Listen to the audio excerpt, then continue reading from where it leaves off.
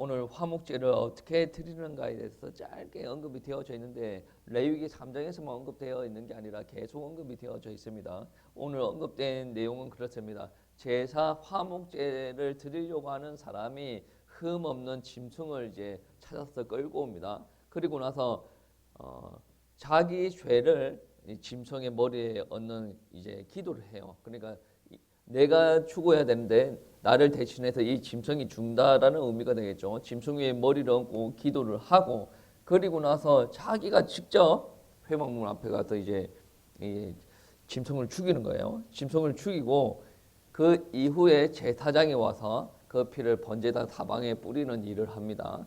그리고 나서 이게 화목제가 되어지는데 그리고 나서 부수적으로 소제라는 제사도 치르게 되어지죠. 근데 우리가 한 번쯤은 생각해 봐야 될 것은 무엇이냐면 화목제는 오늘 본문 말씀에서는 언급되어지지 않는데 레위기 7장 말씀해 보시면 화목제는 이러이러할 때 드려라라는 것입니다.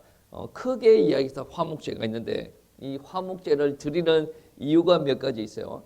감사제, 그리고 소원제, 그리고 낙헌제라는 부분들이 있습니다. 오늘 뭐 성민이가 이런저런 감사 제목을 이렇게 냈지 않습니까? 제 그 감사 제목을 보고 막 웃으면서 믿음이 대단한 건지 네, 밥 먹으면서 야, 이런 고백을 아무나 함부로 하는 거 아닌데 막 그렇게 우스갯소리를 했어요. 했는데 일단은 자기가 이제 하나님께서 하셨다라는 것이 인정이 되어서 너무 감사한 거예요. 그래서 감사제를 드릴 때 화목제로 드리는 겁니다.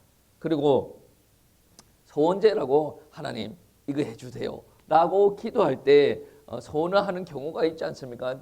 대표적으로 한나가 임신을 못하고 있었어요. 근데 하나님 임신을 시켜주시면 이 아이를 하나님 앞에 드리겠습니다 라는 게 보통 소원제죠. 그리고 우리 야곱도 기도하는 거지 않습니까? 하나님 삼촌 집에 올라갈 때 하나님을 만나죠. 그 만날 때 제가 이렇게 온전히 집에 오게 되면 하나님 앞에 11조를 드리겠습니다. 뭐 그런 것들이 다 소원제입니다. 하나님 이거 하게 되면 제가 하나님 앞에 소 한 마리 드리겠습니다. 이런 것도 자신감이 차 있는 이런 것도 소원제라고 할 수가 있어요. 그리고 낙헌제 뭐 특별한 기도 제목이 없어요. 특별한 기도 제목이 없는데 그냥 기쁜 거예요. 하나님으로 말미암아 그냥 좋은 거예요. 그래서 자발적으로 감사해서 하나님 앞에 드리는 것을 우리는 낙헌제라고 이야기를 합니다. 어떻게 보면 레위기를 바라볼 때 재미가 없다라는 선입견에 쌓여져 있을 수도 있어요. 근데 재미가 없기는 없죠. 여러분 우리 젊은 아이들이 핸드폰을 해요. 그 게임하는 걸 가지고 우리 어르신들한테 딱 던져주면 어때요? 젊은 애들은 잠을 안 자고 게임을 해요. 근데 나이 드신 분들한테 다가 뭐 게임기를 딱 봤어. 핸드폰을 딱 봤어요. 처음에는 클릭해가지고 딱 들어갑니다. 근데 하는 걸 보고, 이렇게. 근데 이거를 보고 어떻게 하는지를 몰라. 너무나도 재밌는데 애들은 밤잠을 안 자고 그걸 해요. 아까 전에 찬민이가 하는 말이, 자기 전도사님이, 야, 예배 드리기 전에 핸드폰 보지 마. 예배 시간에 잠을 잔다. 그리고 나서 이제 찬민이가 하는 말이 과학적인 근거가 어디 있어요? 막 그렇게 이야기했던 놈이 없어졌어. 과학적인 근거를 찾으러 갔는가 봐. 없어졌어. 제가 뭐라고 했냐면 과학적인 근거는 차고 넘친다. 박사님들이 멀티미디어, 핸드폰, 게임에 중독된 애들에 대해서 연구 결과가 과학적인 근거가 차고 박사님들이 그러한 연구 엄청나게 많이 했어요. 그런 이야기하니까 아무 소리 못해. 왜 못합니까? 자기는 뻥카를 날린 거거든. 아무것도 아는 것도 없으면서 할머니 아무것도 모르는 것 같으니까 자기가 뻥카를 날린 거야.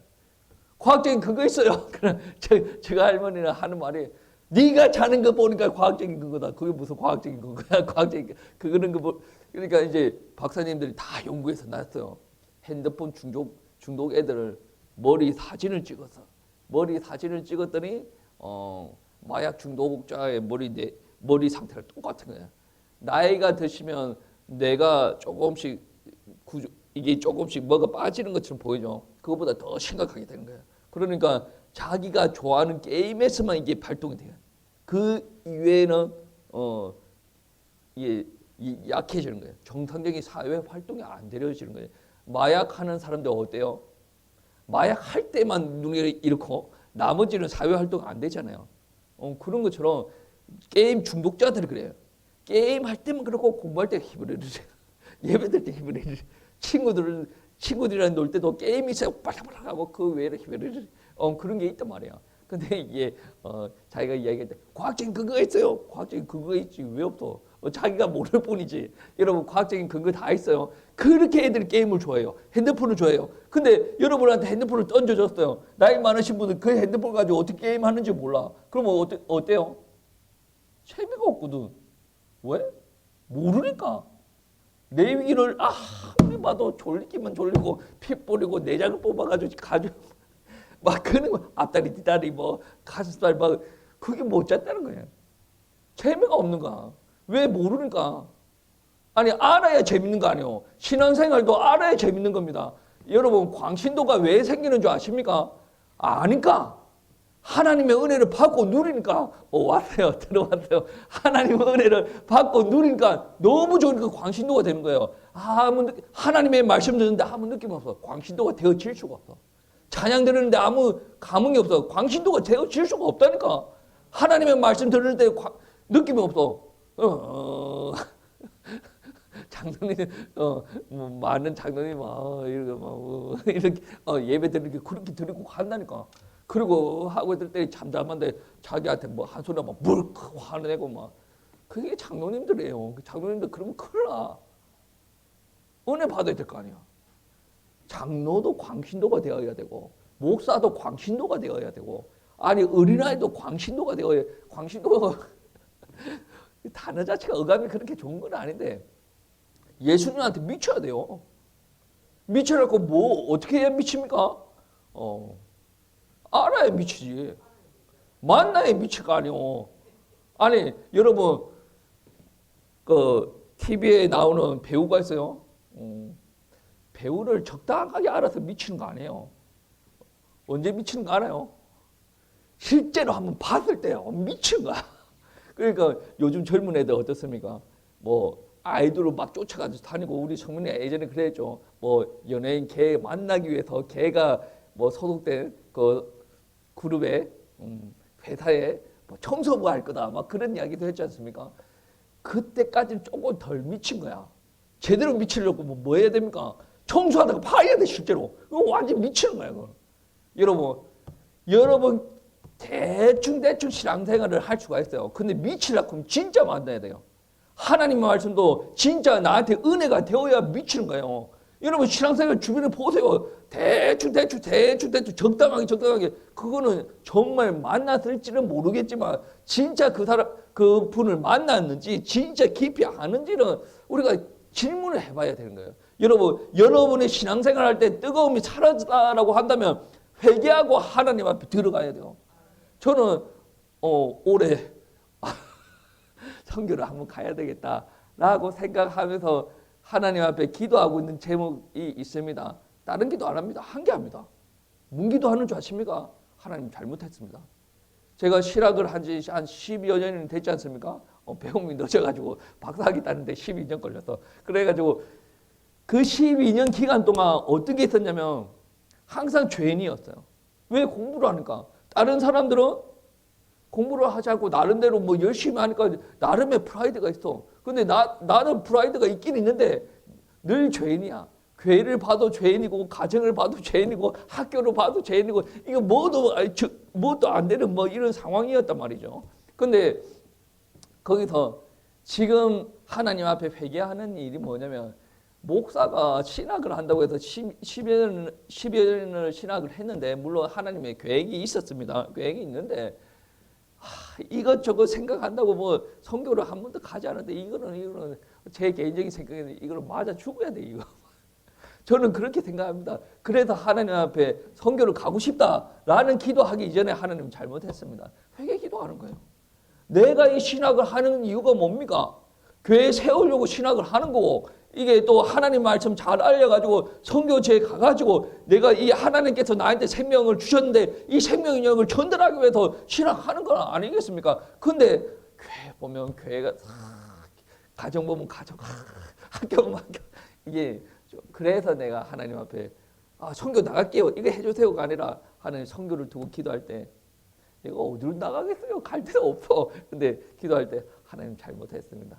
이거는 아무리 생각해도 10여 년 동안 이렇게 있은 거는 양심상 하나님 앞에 내가 너무 잘못했다. 이런 생각을 하는 거예요. 여러분 정말로 우리가 신앙생활을 할 때 맛을 봐야 돼요. 선교에 대한 맛을 봐야 되고 예배에 대한 맛을 봐야 되고 하나님과 교제하는 그 맛을 봐야 돼요. 그래야 우리가 미칠 수가 있어요. 적당하게 내 커리어 만들고 뭐 내가 뭐 학위 몇 개 따고 내가 뭐 목회 경력 어느 정도 되고 내가 이것도 하고 저것도 하고 다른 사람들 보기 그런 게 있으면 너무나도 좋겠지만 내가 하나님 앞에 섰을 때 떳떳해야 되지 않겠습니까? 아무리 장로면 뭐합니까? 아무리 한 달에 헌금 많이 하면 뭐합니까? 하나님 앞에 떳떳하지 못하면 끝나는 거 아니에요. 내 목사면 하나님 앞에 떳떳해야 되는 거 아니에요. 근데 나는 떳떳하지 않거든. 그래서 사모님한테 이야기하는 거예요. 올해는 빚내서 가야 되겠다. 빚을 안 내면 못 움직이니까 공부할 때는 더 이게 마이너스가 되니까 더 못하는 거고 지금은 공부가 좀 이렇게 마무리가 되어졌으니 좀 이렇게 해야 되겠다라고 이야기를 하는 거예요. 정말로 여러분 하나님 앞에 미치시기 바랍니다. 주변 사람들이 여러분을 바라보고 쟤는 신앙생활을 너무 그런 소리 좀 들어봐야 돼요. 여러분이 비정상적인 게 아니라 그 사람이 비정상적인 거예요. 왜냐? 나는 하나님께서 주시는 은혜를 받고 정상적으로 믿음이 회복된 상태고 쟤는 하나님께서 주시는 은혜를 못 받아서 정상적인 믿음이 회복이 못 된 상태예요. 그러니까 하나님 입장에서 보면 내가 정상이고 쟤가 비정상이고 세상의 기준으로 보면 쟤가 정상이고 내가 비정상이야. 그래서 내가 때에 따라서는 광신도가 되어질 필요가 있다라는 거예요. 그 정도가 되어져야 레위기를 딱 바라봤을 때 감사제? 내 이런 의문이 있었는데, 나 큰제? 아이고, 송원제? 나는 그게 있었는데, 이걸 보니까 너무나도 재밌네. 뭐, 어디를 한다고, 뭐, 앞다리, 뒷다리, 뭐, 그런 게 다 있습니다. 오늘 이렇게 3장에 말씀해 보시면, 화목제로 드리는데, 원래 제사는 하나님 앞에 드리는 게 아니겠습니까? 그런데 오늘 3장에 보시면, 하나님 앞으로 나오라는 말이 그렇게 많이 있어요. 1장에 말씀해 보시면, 여호와 앞에 드릴지니 6절 말씀해 보시면 만일 여호와께 예물로 드리는 화목제의 이 말씀 하나님 앞에 오라는 말씀이에요. 여러분 제사는 누구한테 드리는 겁니까? 목사 앞에 드리는 게 아닙니다. 장로 앞에 드리는 게 아니고 제사는 누구한테 드리는 겁니까? 하나님 앞에 드리는 거예요. 이게 온전히 서야 돼요. 그러니까 얼마 전에 예배를 드리라 마라 그 말을 저는 국민의 안정을 위해서 뭐 충분히 그럴 수가 있다는 거예요. 근데 그 말을 들었을 때 성도의 마음이 어떻게 되어졌는가가 중요한 거예요. 우리는 누구한테 드리는 거예요? 하나님 앞에 나가서 드리는 거 아니겠습니까? 그런데 나라가 드리라 말아라 할 영역들이 아니란 말이에요. 우리나라가 아직 덜 성숙한 거예요. 민주주의 막 그런 이야기를 하면서 덜 성숙했다는. 우리나라는 기독교 기반으로 세워진 나라가 아니지 않습니까? 미국은 기독교 기반이고 독일 같은 경우에는 많이 쇠퇴했지만 기독교가 엄청나게 강력했던 나라가 아니겠습니까? 그 나라에서 종교가 어떻게 해라 뭐 이런 말을 그런 소리를 못 하는 거예요. 왜냐?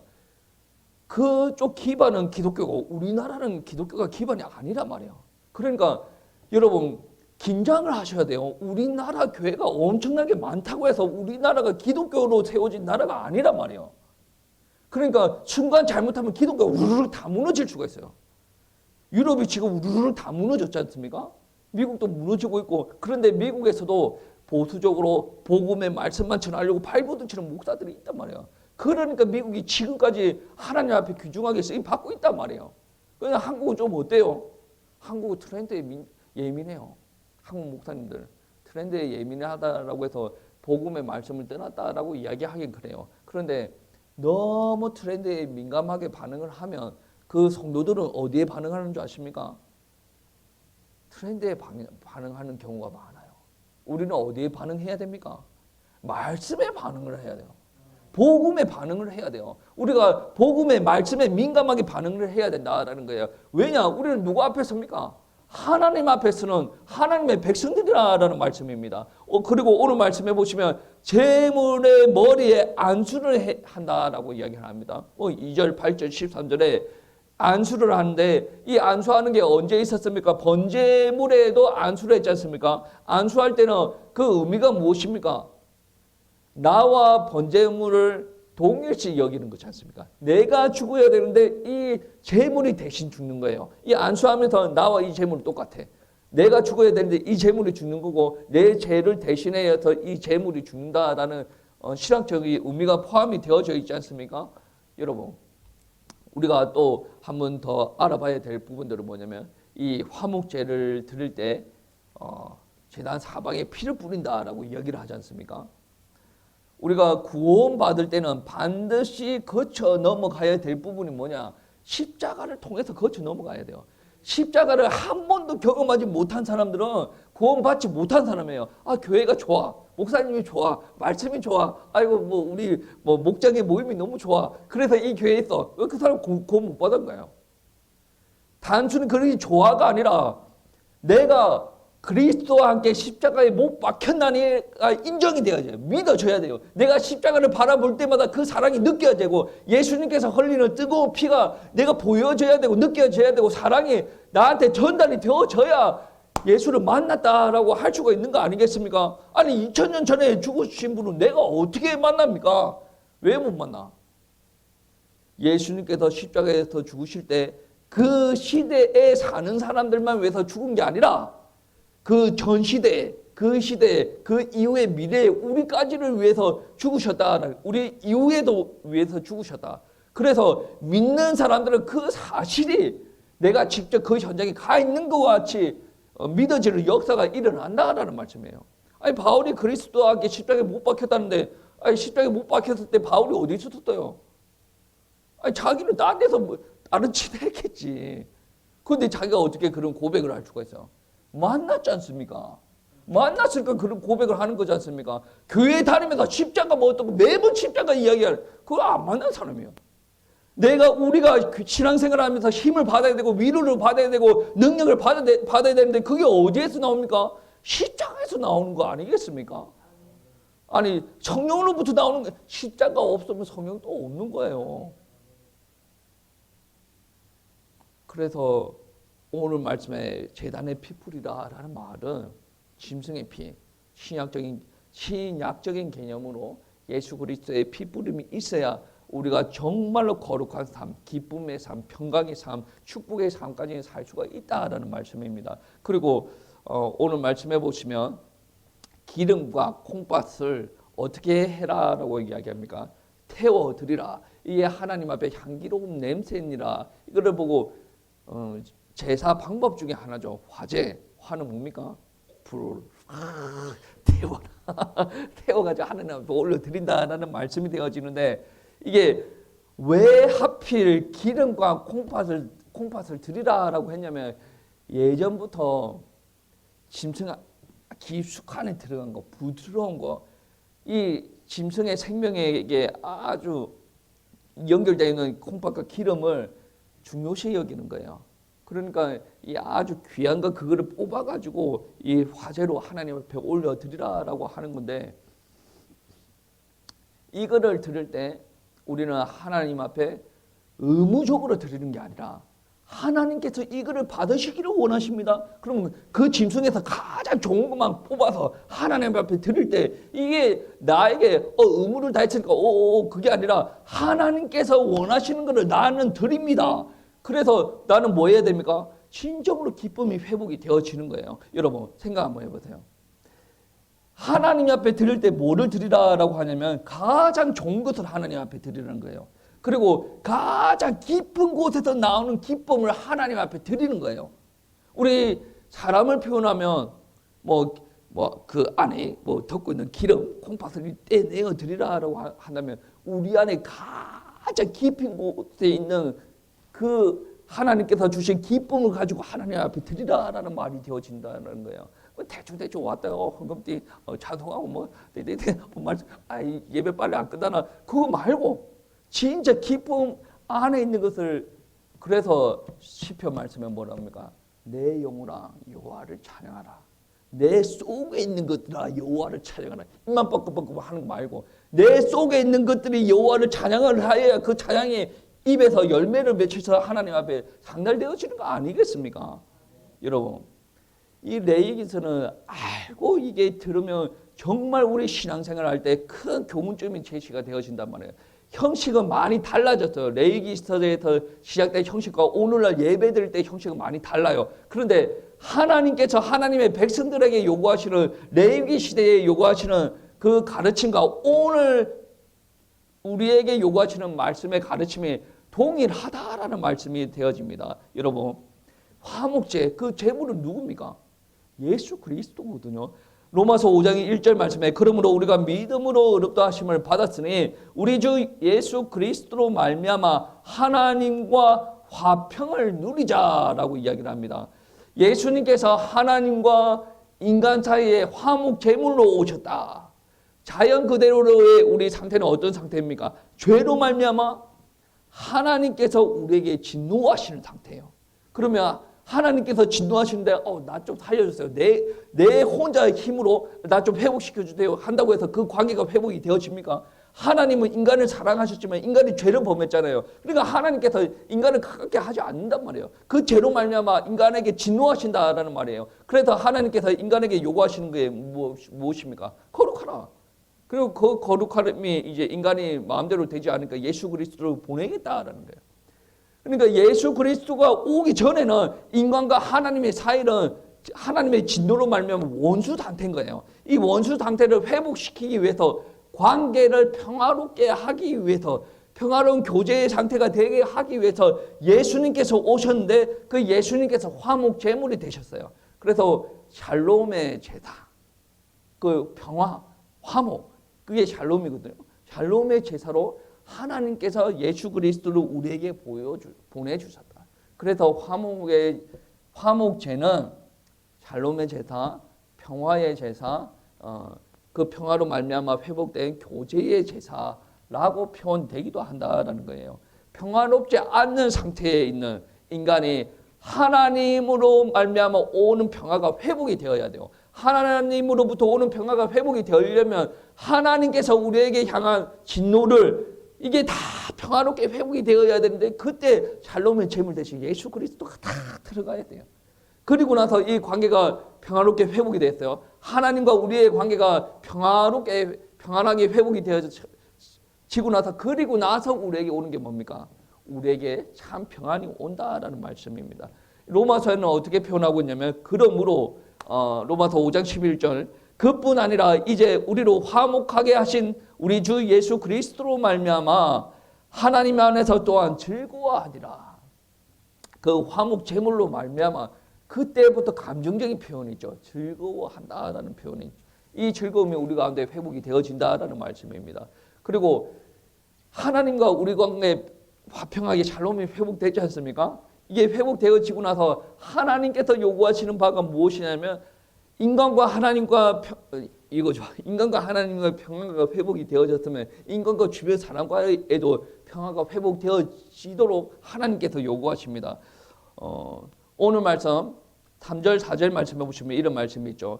그는 또 그 화목제의 제물 중에 여호와께 화제로 드릴지니 곧 내장에 덮인 기름과 내장에 붙은 모든 기름과 라는 부분들이 있죠. 이거는 이제 무엇을 두고 이야기하냐면 화목제에서 하나님 앞에 속한 부분들이 있다. 그 화목제 하나님 앞에 속한 부분들은 하나님 앞에 화제로 향기롭게 올려드리고 그리고 나서 중요한 문제가 또 있어요. 내장 말고 남은 부분이 너무 많지 않습니까? 피를 뿌렸고 내장도 이렇게 했고 남은 부분이 뭐가 있습니까? 살이 많이 남았잖아요. 살이 많이 남았는데 이 살이 인간에게 허용된 살이 있어요. 레위기 7장 10장에 이러한 규정들이 있는데 제사장이 이 짐승을 잡고 난 부분에 가슴 부위와 뒷다리를 제사장에게 허락되어지는 부분들이 있어요. 그게 제사장 몫으로 드리는 거예요. 우리가 성경에 보시면 사무엘상 1장 2장 말씀해 보시면 엘리 제사장의 두 아들이 나오지 않습니까? 누구입니까? 홈니, 비느하스. 이것들이 뭔 짓을 해요?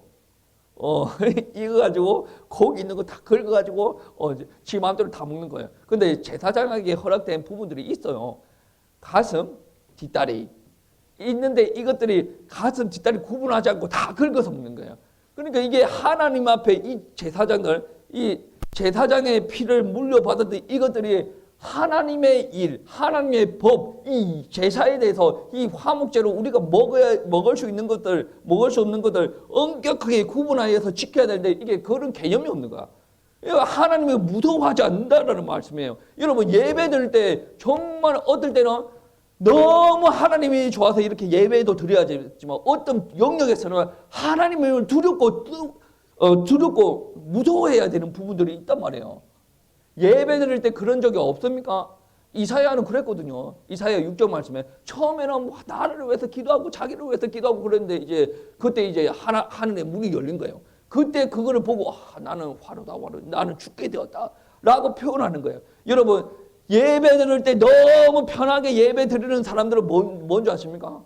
정말 성령 충만하거나 아니면 정말 성령 충만하지 않거나. 여러분 신앙생활 때 정말 하나님을 만나야 됩니다. 하나님을 만날 때 어떨 때는 평안하지만 누리지만 어떤 영역에서는 조심스러워야 됩니다. 자기들한테 허락된 영역들의 앞가슴이랑 뒷다리를 하나님께서 허락하여 주셨는데 사무엘상 1장 이제 갈고리를 쫙 하나님 앞에 그게 바로 죄입니다. 그 죄로 말미암아 그들이 전쟁터에 나가고 나서 어떻게 되어집니까? 죽는 일들이 벌어지지 않습니까? 여러분 분명히 내장 피 하나님 거예요. 화목제에서 이야기하는 거예요. 앞가슴 뒷다리 누구 겁니까? 제사장 거예요. 그 나머지는 누구 겁니까? 일반 사람들의 몫인데 제사 가운데서 사람들에게 먹을 수 있게 하신 경우는 이 화목제뿐입니다. 그러니까 내장은 하나님, 앞가슴, 뒷다리, 제사장, 그 나머지 양이 엄청나게 많지 않습니까? 그 나머지를 어떻게 먹으라고 하는지 화목제, 낙헌제, 선제의 경우에 따라서 조금 다릅니다. 그러니까 레위기 7장 15절에서 18절 말씀해 보시면 이런 말씀이 있습니다. 감사함으로 드리는 화목제의 제물의 고기는 드리는 그날에 먹을 것이요 조금이라도 이튿날 아침까지 두지 말 것이라. 그러나 그의 예물의 제물이 소원이나 자원하는 것이면 그 제물에 드리는 날에 먹을 것이요 그 남은 것은 이튿날에도 먹되 그 제물의 고기가 셋째 날까지 남았으면 불사를 지니 만일 그 화목제의 고기를 셋째 날에 조금이라도 먹으면 그 제사에 기쁘게 받아들이지 않을 것이니라. 드린 자에게도 예물답게 드리지 못하고 도리어 가증한 것이 될 것이면 그것을 먹는 자는 그 죄를 짊어집니다. 그러니까 예물을 드리고 받고 먹고 누리는 것도 하나님의 법대로 하지 않으면 가증한 것이고 예배 드리지 않는 것으로 하겠다. 죄를 짊어지게 하겠다. 그런 거예요. 옛날에 우리 선배들이 그러한 일들을 했죠. 헌금을 드릴 때 성경에 그런 거 없습니다. 다리미로 쫙쫙쫙 패가지고 예물 드리는 사람들 있지 않습니까? 뭡니까? 성경에 패가지고 드리는 말도 없는데 패가지고 불타면 어떡하려고. 근데 이 패가지고 드리는 게 뭡니까? 자기 마음이 그렇다네. 하나님 앞에 들어가 찍찍찍 대충 해가 이 아무 때 집을 던져놓고 농구하다 집어넣고 그거 안 한단 말이에요. 아주 공손한 마음을 이 우리의 마음이라는 거예요. 하나님 앞에 드리는 마음이라. 음식물을 그러니까 화목제의 제물을 먹을 때도 그렇게 먹으라. 근데 무슨 말이냐면 하루 이틀 상간에 다 먹을 수가 있겠습니까? 치킨 10마리보다 더 많은 양인데 소와 양을 잡았어요. 소와 양을 잡고 앞다리랑 뒷다리만 뺏는 건데 그 양이 얼마나 많아요. 우리 집에 사람들끼리 못 먹습니다. 그래서 화목제는 그 제물을 가지고 나눠 먹으라고 합니다. 이웃들과 함께 나눠 먹으라. 그러니까 하나님과 화평, 평화를 누리는 사람은 이웃과도 화목하고 평화로운 관계를 유지하라. 같이 나눠 먹으라라는 말이 되어지는 말입니다. 그런데 셋째 날에 조금이라도 먹으면 그 제사는 기쁘게 받아들여지지 않을 것이다 라는 게, 그 셋째 날에 먹지 말라는 거예요. 그 셋째 날에 먹지 말라는 말은 뭡니까? 첫째, 둘째 날에 다 먹으라는 거예요. 우리가 하나님 앞에 화목을 하고 싶은 사람들은 셋째 날까지 기다리지 말고 당장 지금 화목제를 드리는 사람들은 첫째, 둘째 날에 다 하나님 앞에 나아가서 그 제사를 다 온전히 치르라라는 거예요. 여러분, 내가 죄가 있으면 오랫동안 묵혀두지 마세요. 아니, 제가 그런 이야기했죠. 신앙을 했는데 10몇 년 됐는데 선교도 못 하고 이 하나님 앞에 죄다라고 느껴지니까 바로 나가기 전이 아니라 지금부터 작년부터 기도를 하고 있어. 이거는 그렇게 생각 안 하는 사람도 있어요. 근데 내가 생각하기 그렇다는 거지. 이거 오랫동안 뭐 다음 달 내년에 뭐 기도를 이거 없어요. 만약에 하나님과 화목하게 평화롭게 샬롬을 회복하고 싶다면 뭐부터 하라는 거예요? 내일까지 모레까지 이게 넘겨주지 말고 나한테 오는 기간이 있으면 그 안에 완전히 끝내버리라는 거예요. 지금 만약에 회의 제목이 잡혔다 그러면 여러분 원래 와서 뭐 깊게 기도하죠. 그거 하지 마세요. 그냥 오늘 그냥 하나님으로부터 감동이 오면 오늘 그냥 끝내고 오늘부터 기도하고 나아가라라는 말씀이 되어집니다. 여러분, 오늘 내일 짧게 이틀이지 않습니까? 그렇게 화목제를 드리라라는 말씀입니다. 그리고 몸이 부정한 자는 화목제 고기를 먹으면 백성 중에 끊어질 것이다 라는 말이 7장 20절 말씀에 있는데, 이 말은 무슨 말이냐면 화목제를 통해서 화목제의 고기도 먹고 하나님과 화목하여 지려면 나에게 있는 죄가 회복이 되어져야 됩니다. 이 나에게 죄의 문제가 회복이 되어지지 않으면 하나님과 회복되어지지 않습니다. 이 말은 뭐냐면 예수 그리스도의 피가 있지 않으면 나는 회복되어지지 않습니다. 아무리 교회 많이 와서 예배 많이 드려요. 헌신 많이 해요. 내가 헌금 많이 합니다. 이거 필요 없어요. 그거 하지 말라는 소리가 아니라 여러분은 해야죠. 여러분 해야 돼. 여러분 헌신 많이 하고 헌금 많이 하고 그래 하세요. 근데 제가 이런 말 하는 이유가 뭡니까? 안 믿는데 그렇게 하는 건 아무 상관없다라는 거예요. 물론 그 이후에 하나님을 믿으면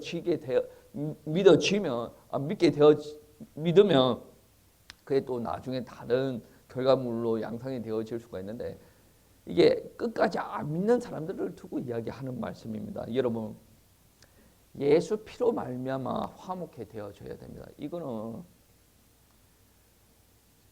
성경을 창세기부터 요한계시록까지 끝장까지 다 달달달 외우고 있다라고 하더라도 이 말씀은 우리 신앙의 핵심이 되어져야 돼요. 우리가 하나님을 믿고 잘 살고 있지만 오늘 이 시간에 예배 드리고 나서 어떤 일이 생길지 어떻게 합니까? 제 주변에 정말 이런 일들이 있더라고. 제가 아는 교수님 50대예요. 인고 부부라고 소문났어요. 남편도 50대예요. 갑자기 심장마비로 돌아가셨어요. 신앙생활 잘하는가? 잘해요. 얼마 전에 서울에 올라갔을 때 우리 저한테 사랑을 많이 주시는 목사님이 있어요. 그 목사님이 형부가 매형이 돌아가셨는데, 매형이 어떻게 돌아가셨냐면 산책하고 올게, 등산하러 올게 그런데 등산하다 심장마비가 50대. 그래서 제가 그랬어요. 나도 죽을 준비를 해야 되겠구나. 이게 아니 나름 신앙생활을 한다는 사람이 어떻게 돌아가실 줄 몰라. 그래서 우리 성도님들도 우리 교회 장례를 안 치는 거 참으로 감사한 일이다. 100살까지 산다라고 빡빡 우기시는 분들이 있는데 100살까지 사세요. 저는 어떻게 보면 축복의 말씀입니다. 비아냥거리는 게 아니라 어떻게 보면 내가 100살까지 살 수가 있을까? 아니, 우리 성도님들 장례 다 치르고 가려고 나는 그렇지 한 100살까지 살아야 될 것 같은데 그런 생각도 들기도 하는데, 우리 사모님 보고 그럽니다. 운동 안 하고 맨날 일만 하고 앉아 있으니까 이거 뭐라고 하면 운동 좀 하라고 막 그렇게 합니다. 그래가 앞으로 우리 장모님 우리 사모님 앞에 보험도 들어가져 있고 보험이 여러 가지 들어가 있어요. 우리 장모님이 그런 거 예민하신 분이야. 그래 보험을 많이 들어가 있어. 그래서 무슨 보험 들어가 있다고요? 그러니까 우리 사모님이 암보험이랑 뭐 이야기하더라고. 뭐 안 걸리면 그저 죽지 뭐 그걸. 그래 제가 하는 말은 그 말이에요. 죽으라라는 말이 아니고 운동 안 하고 살 거면 뭐 빌빌빌 대고 오랫동안 살지 말고 그냥 그 요양시설에 들어가서 오랫동안 있을 이유가 없고 그냥 빨리 죽으라 그 이야기하는 거예요. 그러니까 제가 말하는 골자는 그거입니다. 건강하게 살아요. 하나님이 일하는 것도 건강에 요양보호시설에 가가지고 어떻게 하나님이 일을 합니까? 어떻게 보면 이거 그걸 살았지만 죽은 거랑 비슷하지 않습니까? 저는 그렇게 생각합니다. 우리 장로님, 우리 전도사님 요양보호시설에 가야 된다 말아야 된다 두 분에도 막 이야기하는 것 같아요. 제 속으로 웃기시네. 둘이서 뭐 하는 짓이고. 두 분의 의사는 중요하지 않습니다. 누구의 의사가 중요합니까? 아들내미 의사와 이 며느리 의사가 중요하지. 자기가 아무리 들어가기 싫더라도 들어가세요. 그럼 들어가야 되는가? 안 그래요. 돈이 많아도 상관이 없어. 들어가려고 하면 들어가야 되는 거 아니에요. 안 그렇습니까? 관리가 안 되는데 그럼 들어가야지. 그럼 어떻게 할 거요? 둘이 다 아무리 궁자궁자 우리 들어가지 말자. 우리 쓸데없는 들어가지 마라. 근데 제가 느끼기에는 신앙인으로서 있기로는 요양시설에 들어가지 않는 게 낫다. 약간 우리가 몸이 불편하더라도 하나님 앞에 귀하게 쓰임받고 좀 쩔뚝거리면서 이제 나이가 들어서 쩔뚝거리면서 오더라도 요양시설에 들어가면 그런 것들이 다 차단이 되어지잖아요. 미쳐야 된다니까. 쩔뚝거려가지고 교회 와야지. 왜 요양실에 처박혀가지고 닌겔 꽂고 차라리 냉기를 뽑고 깔끔하게 천부의 어중이 없어도 받아주세요. 그런 게 낫지. 이런 막말해서 죄송합니다. 막말해서 죄송하고 막말해서 아프신 분들이 들으면 좀 안 좋을 텐데 제 말은 뉘앙스가 뭔지 알겠죠? 아프면 죽으라는 말이 아니에요. 아파도 하나님 앞에 와서 예배 드리다가 죽으려고 하면 요한시들 가면 안 된다는 이야기죠. 예, 여러분 오랫동안 사세요. 여러분 너무 오랫동안 산다고 하니까 제가 조금 걱정이 앞섭니다. 내가 여러분 다 장기를 치르고 죽어야 된다고 생각하니까 걱정이 좀 앞서긴 한데 그래도 여러분 하나님 앞에 오셔서 끝까지 쓰임 받다가 천국 가셔야 되지 않겠습니까? 여러분 그런 소망이 있지 않습니까? 왜? 우리가 지금 예수 그리스도를 믿지 않습니까? 피로 말미암아 회복되었지 않습니까? 예수 그리스도로 말미암아 하나님과 평화를 누리는 교제의 관계가 되었지 않습니까? 그리고 그 평화로 말미암아 내 안에 참 평화, 로마서 5장 11절 말씀에 즐거움이 회복이 되었지 않습니까? 예수 그리스도로 말미암아 내게 온 변화가 죄인인 내가 하나님과 관계에서 하나님께서 나를 의롭다라고 칭하시는 죄인이지만 내 어려운 나의 자식이야 라고 데리고 오시고 또 하나님께서 나와 관계에서 화평의 관계, 화친의 관계를 만들어 주시고 그리고 나에게 죄 사함의 축복 그리고 성령으로 말미암아 정말로 기쁨의 삶, 평화의 삶, 축복의 삶을 누릴 수 있도록 하나님께서 만들어 주셨지 않습니까? 얼마나 감사합니까? 물론 살다가 여러 가지 갈등들이 있기도 하는데 우리는 예수 피로 말미암아 회복된 사람이라는 겁니다. 예수 피가 없다면 도덕적인 종교일 뿐입니다. 저번 주에 학회를 참여를 했는데 어떤 분이 이런 질문을 하더라고. 제 논문 주제에 관련된 질문이 아니에요. 제가 하고 나서 다른 분이 한번 발표를 했는데 성화, 예수님처럼 사는 거, 그 성화라고 하는데 성화의 삶을 설교를 하려고 하면 어떻게 해야 됩니까? 막 이렇게 하다가 교회 안에 불신자들 있잖아요. 그 사람들 어떻게 해야 됩니까? 그래서 대충 이야기를 하고 그거는 분명히 선을 꺼야 되죠. 그렇죠? 왜 지금 이 이야기를 하냐면 성화라는 것은 성령이 들어오고 나서 성령께서 이끌어 가시는 삶 중에서 하나님의 삶이 하나님의 모습이 드러나게 하시는 거예요. 그런데 성령이 임하지 않는 사람한테 어떻게 성화의 역사가 일어납니까? 그러니까 예수 피가 아니고서는 아무리 잘 사는 거룩하게 사는 사람이라고 할지라도 장로님이라고 할지라도 그 사람은 예수 피가 없다라고 한다면 도덕적으로 훌륭한 사람이지 성화의 삶은 아니라라는 말씀이에요. 여러분이 죄인임에도 어렵다함을 칭하심을 받고 구원을 받고 영생의 축복을 누릴 수 있다. 누구 때문입니까? 예수 그리스도의 피 때문이에요. 우리가 그 십자가의 공로의 영역에서는 우리는 아무것도 한 게 없어요. 우리가 할 수 있는 게 없기 때문에 그래서 우리는 값없이 없는 겁니다. 우리가 치르는 대가가 무엇입니까? 아무것도 없어요.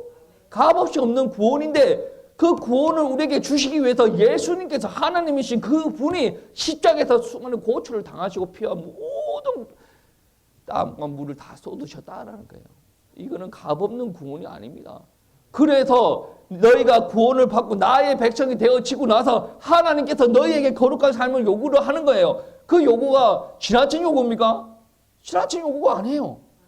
어떤 사람은 이 복음의 생명이 너무나도 귀하기 때문에 자기의 생명까지 들여가면서 이 복음의 생명을 전달하는 삶을 살아가기도 하지 않습니까? 우리가 그 사람들을 바라볼 때 우리는 낯뜨거워야 돼요.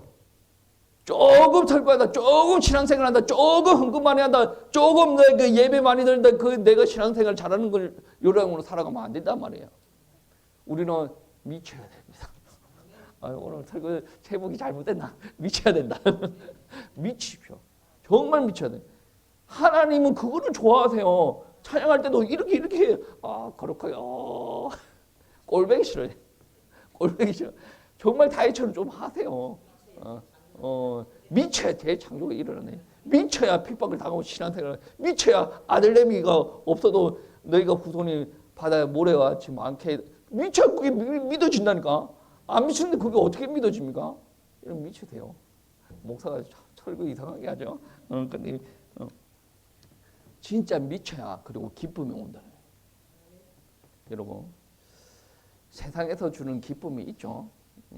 저도 기뻐요. 왜 살아가는 게 기쁘죠. 우리 둘째도 합격했지 않습니까? 그 다 떨어지면 아무래도 마음이 꿀꿀하겠죠. 이번에 합격한 대학교에 안 들어간다라고 하더라도 뭐가 있습니까? 내가 뭐 연습도 많이 안 했는데 학교에서 기쁘겠지. 그 기쁨이 있어요. 근데 세상에서 주는 기쁨이 다양한 루트로 있습니다. 근데 다양한 루트가 기쁨이 있다라고 할지라도 하나님께서 주는 기쁨과 비길 바가 없어요.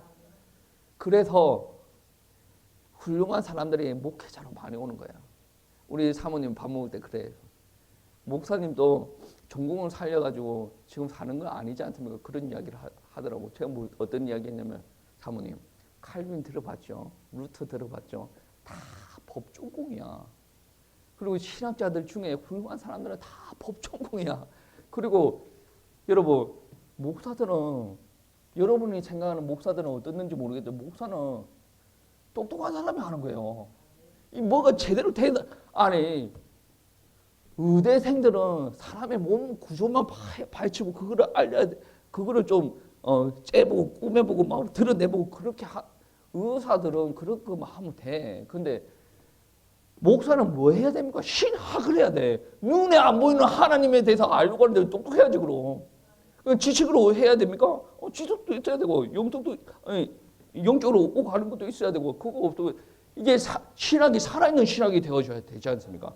살아있는 신학이 되어지려면 뭐가 돼? 이것도 되어주고 하나님과 이것도 되어줘야 돼. 얼마나 힘들어요. 그냥 의사들 째고 꼬매고 빼고 막 이것만 하면 되는 건데 신학하는 사람은 똑똑해야 돼. 마틴 로이드 존스 제가 가끔씩 언급하는 목사님이죠. 그분 의사였어요. 역사적으로 의사가 목사 된 경우가 너무 많아. 법학자들이 이게 목사가 된 경우가 많아요. 그리고 다양한 학문의 한 가지 정점을 찍은 사람이 목사로 오는 경우가 많아요. 왜 오겠습니까? 찍어보니 신학이 이거더라. 여러분 자녀들 중에 신학하고자 하는 자녀가 있으면 막지는 마세요. 막지는 마세요. 그러면 얘가 신학하고 아끼는 누가 책임지겠습니까? 하나님께서 책임지시겠지. 이렇게만 이야기하면 저보고 나쁜 목사라고 하죠. 우리 교회에서 신학자 목사한다는 애가 나오면 제가 책임져야 되지 않겠습니까? 제 사례를 줄여서라도 걔를 키워야 되지 않겠습니까? 우리 권사님은 웃으셨는데 아마 우리 사모님은 가슴 철렁했을 거야. 당신은 벌면 되지. 아멘 안 하네. 아무튼 그만큼 귀하다라는 거예요. 제가 이야기했지 않습니까? 한 교회에 목회자 한 명, 목사 한 개 나오면 목회자 한 개 나오는 거예요. 그 교회 한 개 세우는 거란 말이에요. 걔가 나중에 신학을 하고 왔어요. 목사님, 저 그때 만약에 아무리 기도해봐도 저는 개척인 것 같아요. 그래? 뭐가 있나? 그래서 없습니다. 그런데 그래서 목사님한테 왔지 않습니까? 어디다 개척을 하려고 물어보면 거제도에 달러. 그러면 도와줄게. 목사님, 내가 생각을 해봤는데 목사님보다는 더 귀한 일을 감당을 해야 되겠습니다. 나도 섬에 들어가서 갈보리 교회처럼 이런 거를 한번 해보겠습니다. 뭐 돈 있나? 그래. 없어요. 그래서 왔지 않습니까? 라고 이야기하면 담임 목사님, 나는 뭐를 해야 됩니까? 움직여야지. 아무 연고도 없는 사람들한테 선교한다고 막 퍼다 나르는데 우리 교회에서 신앙생활을 같이 한 공동체 지체가 목회라고 그것도 개척을 안 하는데 도와야 되지 않겠습니까? 그러면 권사님 있는 죄 다 팔아야 돼요. 아멘하니까 또 권사님 보고 팔라고 할 수가 있겠습니까? 내 거 뭐 있으면 뭐 팔아야 되지 않겠습니까? 그렇게 섬기는 게 공동체죠. 네 건, 네 건, 내 건, 내 거 하면 이게 뭔 공동체예요? 안 그렇습니까? 저는 이 이야기를 왜 하겠습니까? 앞으로 이 일이 일어날 것을 기대를 하고 이야기하는 거예요. 30년 뒤죠. 뭐. 저는 개척이 아니에요. 목사님 밑에서 보필을 하다가 이렇게 배우겠습니다. 와! 사례 얼마 줄까? 최소한 200만 원 줘야 되지 않을까요? 야, 혼자 있는데 200만 원 너무 세지 않을까? 목사님, 요즘 경기가 그렇지 않습니다. 200만 원 주세요라고 하면 그렇지. 내 최대한 맞춰볼게. 그렇게 오가는 게 정상 아니겠습니까? 아니, 딴 애들을 뽑아가지고 100만 원 주고 그렇게 하는 거는 얼마든지 조율할 수 있는데 우리 새끼들 안 해요. 우리 새끼들은 뭐 다르게 해야 되지 않겠습니까? 책도 마음껏 살 수 있도록 좀 줘야 돼. 제 박사 공부할 때 책을 못 사가지고 마음에 한이 돼가지고 이 주변 전사가 그래요. 책을 안 사는데 어떻게 박사 논문이 나와요? 그러니까 힘들게 논문을 쓰고 어떤 책을 살 수가 없으니까 구글을 30분 동안 뒤지니까 PDF 파일로 이런 책이 나오더라고. 그거를 넘겨가면서 그런 게 있어요. 우리 애들은 공부 많이 해야 돼. 기도도 당연히 많이 해야 되고 공부 당연히 많이 해야 돼. 그래서 우리 성도님들 만약에 우리 애들 중에 그런 신학하는 애들이 나오면 제가 걔네들을 위해서 돈을 쓸 때는 나를 위해서 돈을 쓸 때는 뭐라고 해도 돼요. 근데 걔네들을 위해서 돈을 쓸 때는 뭐라고 하지 마세요. 왜 아멘 안 합니까? 예? 내가 걔네들을 고생해야지 당연히. 근데 책은 줘야지. 책은 줘야지. 당연히 성장하는 건 맞아요. 저는 그것도 인정을 합니다. 근데 책은 줘야 돼. 공부할 때 공부해야지. 저는 이거 헛꿈 꾸는 거 같죠? 이것도 기쁨이야. 이거 나름의 비전이고 이것도 기쁨 아니겠습니까? 주님 앞에서 오는 게 주님 안에서 오는 기쁨이 이게 셀 수도 없는 기쁨이야. 어저께 저는 앉아가지고 이런 기쁨이었습니다. 사모님 와가지고 뭐 목사님 아직 설교 준비 다 안 끝났어요. 막 그러는 거야. 그래서 2편 설교를 준비를 해야 되는데 2편이 다 안 끝났어요. 뭐 했어요? 그러니까 나는 미래에 대한 고민을 했어. 그리고 그 사모님 막 웃는 거야. 아니 미래에 대한 고민을 해야지 당연히. 그래요. 서울에 갔다 오고 나서 갑작스럽게 드는 생각이 이런 생각이 드는 거야. 나는 정약용 같은 삶을 살아야 되겠구나. 이게 우스갯소리 그냥 이게 지난 간증이 아니에요. 그냥 우스갯소리예요. 정약용 같은 삶을 살아야 되겠구나. 유배지에서 나의 사명을 발견을 하고 유배지에서도 글을 쓰고 그런 글을 오랫동안 기리기는 나기는 정약용 같은 삶도 괜찮을 것 같아. 이게 아니 이상한 생각이잖아. 그렇죠? 이상한 생각인데 주님 안에서 이상한 생각하는 것도 기쁘다니까.